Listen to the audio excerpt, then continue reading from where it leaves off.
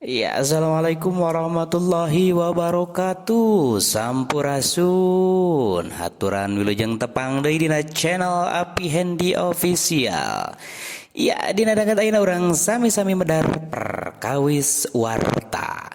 Warta atau sok disebut oge berita lamun tenan salah sahiji TV Bareto sebut wae TPRI nyebutna teh warta berita gitu bahasa Inggris na warta teh news. Warta teh mangrupa ibar perkara hiji kejadian atau hiji hal boh sawangan boh pamadegan dumasar kana kanyataan. Biasana warta teh sok dimuat dina media cetak atau diumumkan dina radio atau napi TV. Ari jalma nu sok nyieun warta sok disebut wartawan atau napi jurnalis. Nah, tukang maca warta disebutna news anchor kitu tah. Nulis warta rada beda jeung nyieun tulisan sejena. Ku kituna dina warta mah kudu puguh sagala rupana. Copelna kudu nyumponan unsur-unsur pangwangunan nu disebut 5W hiji H nyaeta who saha, why naha, what naon, when iraha, where di mana jeung how kumaha. Tah, dina prakna nyusun warta heula pandeurieunana eta unsur teh henteu kudu matok kitu wae.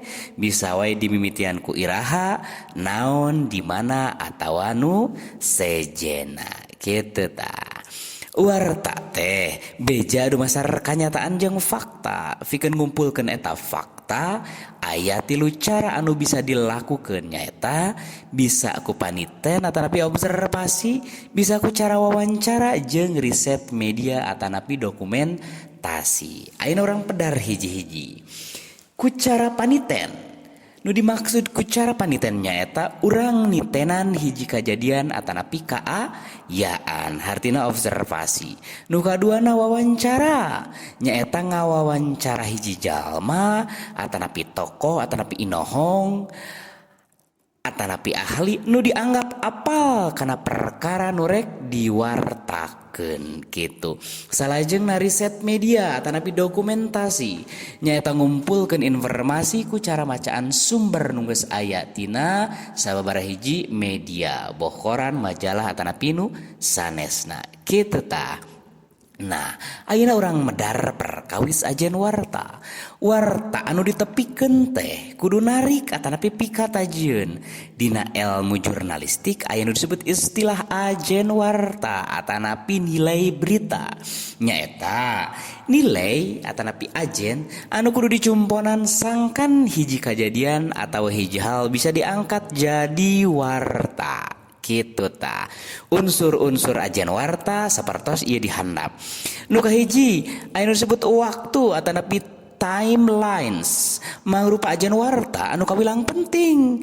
Warta teh ayeuna kajadian anu karek atawa anu keur lumangsung tur mindeng mangrupa tuluyan tina poe ieu atawa samemeh. Nah, eta waktuna.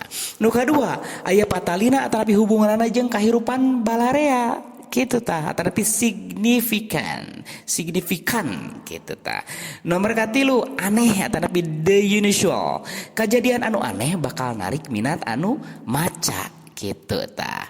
Nah, anu salajengna aya unsur konflik gitunya siga contohna perang Rajapati tawuran saingan bidang politik jeung rea-rea deui. Salajengna kejadian anu deket jeung nu maca tanapi proximity gitu.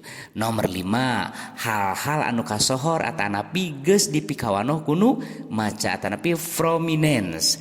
Salajengna hal-hal anu matak nimbulkeun rasa simpati atawa matak ngahlas nu maca atanapi human interest. Kitu tah. Eta perkawis unsur-unsur ajen warta. Nah, salajengna urang medar perkawis struktur warta. Dina struktur warta nu kahiji disebut judul atanapi headline. Naon ari headline atanapi judul mangrupa titel, label, merek atanapi ngaran nu dilarapkeun kana warta. Gunana pikeun ngahudang kapanasaran nu maca kana pasualan anu ditepikeun dina warta. Judul mangrupa slogan anu midangkeun topik dina wangun nu leuwih narik ati.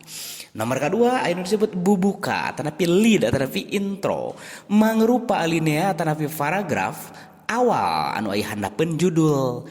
Nyeun lead oge kudu alus deui lantaran lead teh teu beda ti etalase toko. Mun lead hiji warta alus tangtu nu maca bakal terus kataji hayang maca nepi ka rengsena tanapi nepi ka beres. Nah gitu tah anu salajeng lain disebut waruga warta atanapi event mangrupa eusi atawa inti warta. Eusi warta ilaharna mangrupa jawaban kana 5 pananya anu tadi. Anu 5 we hiji H ngeunaan warta dina waruga warta didadarkeun hiji kajadian, 2 karakteristik kajadian, 3 waktu jeung tempat kajadian, 4 saha anu kalibet dina kajadian nu dilaporkeun.